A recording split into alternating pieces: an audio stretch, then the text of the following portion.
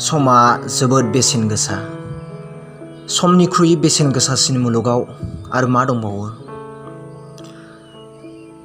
समखौ मोजाङै बाहायनानै जोङो जिउआव देरहासार जानो हायो, जाफुंसार जानो हायो। गावखौ सासे मावथि आरो गोख्रों सुबुं होननानै जोङो फोसावनो हायो।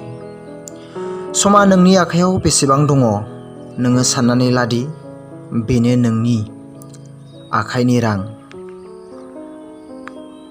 समानो रां। समखौ मोजाङै बाहायनानै जोङो बे जिउआव गोबां रां आरजिनो हायो। नाथाय गोबां रां बाहायोब्लाबो जोङो गोबां सम आरजिनो हाया। बबेखानि समा खेबसे थांबाथाय बियो फिन आरो फैफिना।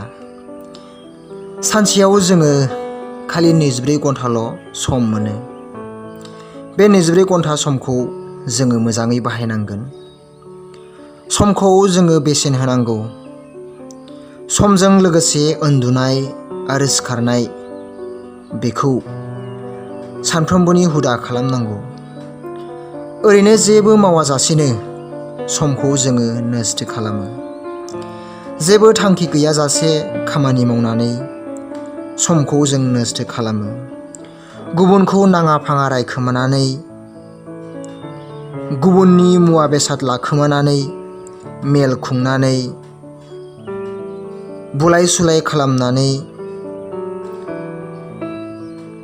बायदि रोखोमै दाङाबाजि जानानै जोङो समखौ नस्थ' खालामो।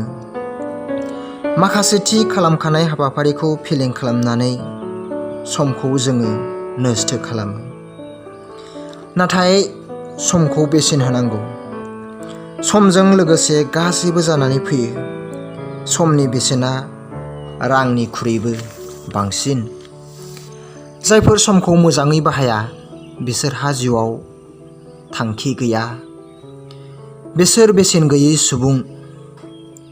बिसोर मोनबो खामानियावनो जाफुंसार जानो हाया। बिसोर मोनबो खामानिखौनो मोजाङै मावफुंनोबो हाया। समखौ नस्थ' खालामनानै खालिबोल' बिसोर गावसोरनि जिउनि माखासे मोजां खाबुफोरखौ फोजोबना लायो। समखौ बेसेन हो। मानोना समजों लोगोसे गासैबो जानानै फैयो। थिग सम मथे नोंनि मावनांगौ खामानिखौ मावलांबाय था, दावगालांबाय था। सासे जाफुंसार सुबुङा गावनि समखौ मोजाङै बाहायनानै फिथाइ गोनां आरो रंजाथाव खालामो। जिउखौ ओंथि गोनां खालामो। बेखायनो समखौ बेसेन हो। समा रांनिख्रुइबो बेसेन गोसासिन। नोङो मा मावनो नागिरदों, बेखौ नोङो समाय मथे माव। समजों लोगोसे मावनांगौ खामानिखौ मावलांबाय था, आवगायलांबाय था।